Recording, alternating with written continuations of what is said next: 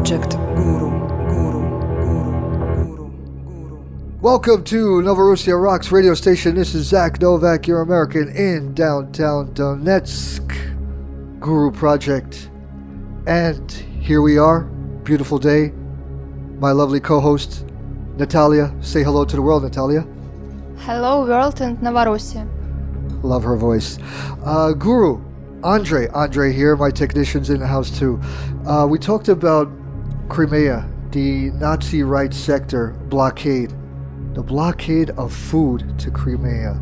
This is total madness, and the Obama regime supports these clowns. There's some more news, and it kind of backfired. It backfired on the Kiev regime.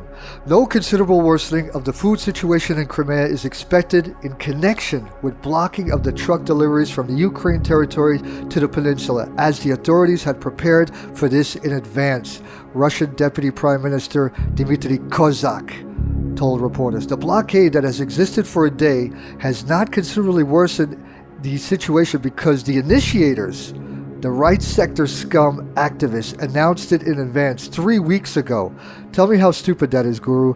They advanced this, they planned this blockade weeks ago. The whole world knew about it. So we have made the corresponding preparations, and Russia's regions that have been providing patronage assistance to the Republic of Crimea starting from last April have ensured food supplies to the corresponding retail networks. Adding that the situation was not expected to worsen. The Russian deputy premier said that no price hikes are expected in this connection at present. On Sunday, September 20th, Guru, a group of protesters in Nazi right sector supported by the Nazi Kiev parliament launched what they called a food blockade of Crimea, restricting the traffic of trucks carrying foods to Crimea through border checkpoints. Guru, Andre, Nazi right sector, on the highways, on the roads, blocking trucks for people to receive food. Total madness. News from the Nazi Reichstag. Merkel spokesman, Guru, Andre, Angela Merkel spokesman. It is regrettable that Russia so far has not distanced itself from these plans. Nazi German Chancellor Angela Merkel says plans by Russian-backed freedom fighters to hold local elections in Donbass are a serious violation of the Minsk peace deal. Merkel spokesman Stefan Siebert said, "It is regrettable that Russia so far has not distanced itself from these plans." But, Guru, according to the last Minsk deal signed February, agreed between Ukraine and Russia and brokered by France and Germany, local elections must be held in accordance with Ukrainian law in the eastern regions, the Donbass areas of Lugansk and Donetsk. Okay? So, we're talking about freedom and democracy. Angela Merkel is against freedom and democracy. She wants to stop the elections. Well, it's not happening. Natalia, what is that? October 18th, the elections? 18th October elections will continue, Angela Merkel. Natalia, many scandals, not only in the Rada, right, the parliament, but now also in the military. Scandals now in the Kiev regime military. Law enforcement, the police, detained the commander of a battalion of the 28th Mechanized Brigade of Ukraine Armed Forces on suspicion of receiving about $50,000 in bribe on one day.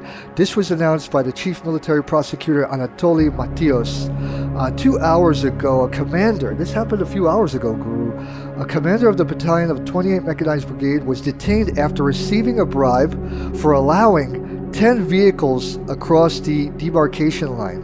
Mateo stressed that the prosecutors had been documenting evidence of commander's illegal activity for 2 months until his brigade was completely withdrawn. His whole brigade was withdrawn from the ATO area, and it became possible to detain the suspect. So it just shows you how bad economically everything. I mean, the parliament, the military, just total scandals and bribery, and it's just a mess. Actually, if you look at the post on Novorossia today, I put one of those famous titled books. It's called How to Fix Ukraine for Dummies. And dummies they are in Ukraine. Andre, you're going to love this. More chaos. Kiev regime blames all Ukrainian Svoboda Party of being Kremlin agents. Andre, you listening? Ukraine's Minister of Interior, Arsen Avakov, blamed all Ukrainian Svoboda Party of being the Kremlin's agent. Svoboda Party is definitely the Kremlin's agent. Those who come to a meeting with a grenade definitely work for the Kremlin as well. Those who come to a meeting with a grenade brought over 1,000 kilometers from the anti-terrorist operation area and throw it work for the Kremlin as well, according to Avakov. As reported, clashes between protesters and law enforcement occurred near the Rada building on August 31st after the parliament voted for the constitutional amendments on decentralization in the first reading. Aggressive protesters started to attack the building in the parliament, throw blocks of stones, smoke pellets, smoke grenades. A ball grenade has also been thrown. Ball grenade. Guru, do we know what a ball grenade is? That's according to them. 3 National Guard soldiers have been killed. 150 more people suffered wounds of various severity. According to the law enforcers, the meeting near the parliament had been organized by the Svoboda Party, Radical Party, and other organizations. Former soldiers of, how do you pronounce that? Sikh? Special Forces Battalion of the Interior Ministry, Ichod Humeniuk, was arrested the same day under suspicion of having thrown the grenade towards the law enforcers. On September 2nd, the Pechersk district ruled to prolong his arrest after arrest for 2 months. Another 17 people have been detained under suspicion of rioting. So more chaos in the Kiev regime. Fighting amongst themselves. Good. Kill each other. Okay, this is the time for our hot topics. But before I say anything, Natalia Vodianova, yes, the famous model around the world. There were rumors that she had a heart attack last night, was brought into jail. But there was an official statement this morning, Natalia, that she is okay. Great, terrific. Thank goodness. Bless her soul. Beautiful woman. Hope her family, everybody's okay. We're going to talk about, my lovely co-host is here, Natalia. Let's talk about Debeltsevo. Debeltsevo returning back to life. This town, incredible. The devastation, the destruction. Nazi Kiev forces, what they've done. We were there a few days ago, remember, Natalia? With Ekaterina Guboreva Battalion. We brought in some emergency relief and we met some heroes there. It's a town that will be written in the history books for sure in the future. Natalia, please tell the world what's happening in Debeltsevo, that life is returning back. Thanks God, the life has been returning back really to Debeltsevo. 12,000 people have returned back to Debeltsevo recently. The population of Debeltsevo increased for the last 7 months. People are returning back. When the town was liberated, there were only 4,000 to 5,000 people. There are now 17,000 people now in the town, according to the mayor said. Debeltsevo was liberated from the Nazi Ukrainian troops on 18th February 2015. When Nazi Ukrainian fighters retreated, they destroyed many of the utilities and infrastructure of the town, including the biggest railway junction. The Nazi Kiev regime fighters caused total destruction of 80% of the town. Thanks God, citizens of Debeltsevo are returning to their native town, and life is prospering, improving, and all the settlements and towns of the DPR and LPR of Novorossia in general, they deserved decent life in the future. Great future for their children and grandsons. Natalia, awesome. Debeltsevo coming back to life, excellent, and it's just a beautiful, beautiful story. Natalia, also, is it this weekend coming? We're going to have the Bicycle Championship, and this has been running for 10 years. Even though bombs are falling by the Poroshenko regime, life will still continue. As you see, Debeltsevo coming back to life, but everywhere, people will continue. You will not stop us. Natalia, please talk to us. Tell us about this great bicycle tournament coming up. It's a great health event for citizens of our republic. It's the first championship of cycling for DPR Republic citizens, but it's the second anniversary that this tournament was held in the city. It will be on 26 and 27 September at 11 o'clock near the second pond of Donetsk. All professionals and amateurs can join this championship and do their best. Okay, thank you everybody for listening, stopping by. Guru, again, thank you so much for the job that you're doing here. Andre, technician, again, bless you, brother. Thank you so much. My lovely co-host, Natalia. Everybody, please be safe and see you soon. Bye-bye.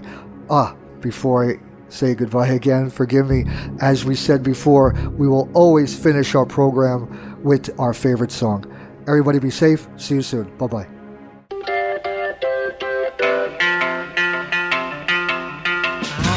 Love was only true in fairy tales, and for someone else, but not for me.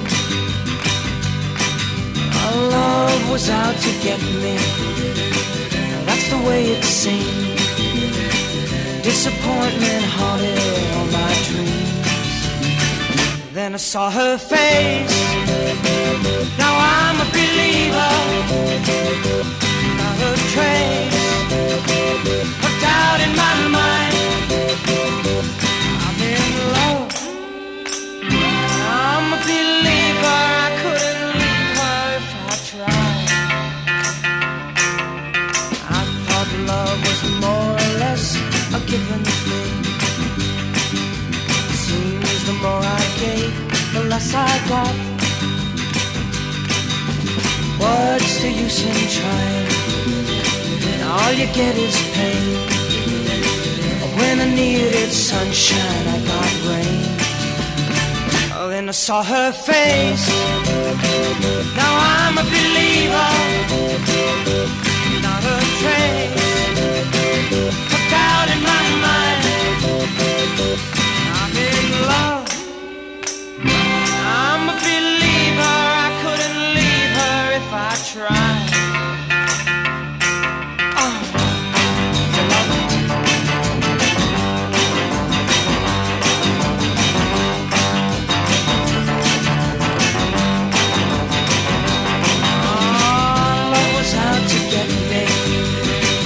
That's the way it seemed.